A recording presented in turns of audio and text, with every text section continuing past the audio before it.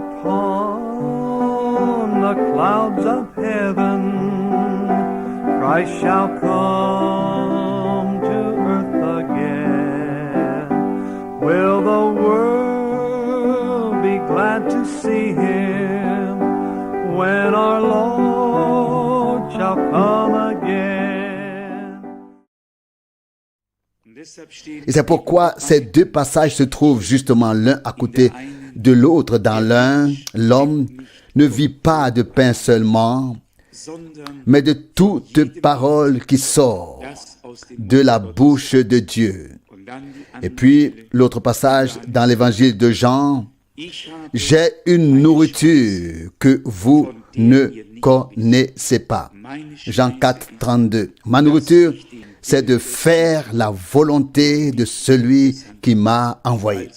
Donc, écoutez la parole de Dieu comme une promesse, y croire, puis donner à Dieu la possibilité de mettre en œuvre la parole de la promesse. Et cela se produit lorsque nous faisons la volonté de Dieu. Il ne suffit pas de prier que ta volonté soit faite sur la terre comme au ciel, mais il faut réellement s'inscrire dans la volonté de Dieu, y être introduit.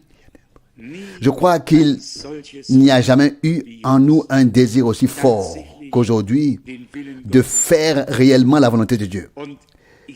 Et je le dis franchement et ouvertement, cela implique chaque parole. Chaque parole. De faire. Quelqu'un m'a dit un jour, une personne qui ne fréquente aucune assemblée ou que ce soit et qui méprise même les services divins, mais qui dit néanmoins, j'attends seulement la venue du Seigneur. On pourrait s'épargner cette phrase.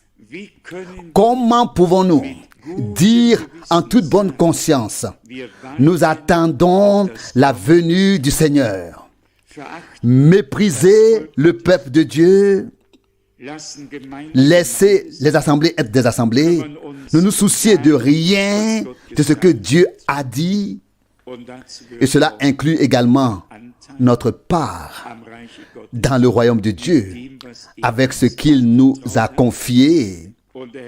Et il dit dans sa parole, tout le peuple est trompeur. Il me demande, où, ô Seigneur, en quoi t'avons-nous trompé? Malachie 3, verset 9, 3, verset 8. Vous pouvez le lire. Et puis, l'Écriture dit dans l'Épître aux Hébreux, chapitre 10, verset 25, ne quittez pas vos assemblées, n'abandonnez pas vos assemblées, d'autant plus que vous savez que le jour du retour du Christ approche. Et puis, ce contraste total avec la parole de Dieu. Ensuite, dire, oui, j'attends seulement la venue du Seigneur. Je vous donne la garantie, ce n'est pas ainsi qu'on peut attendre.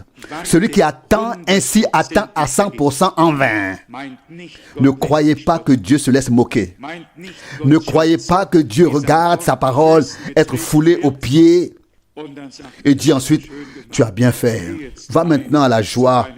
Entre maintenant à la joie de ton Seigneur, je me sens bien ici. Pas notre Dieu.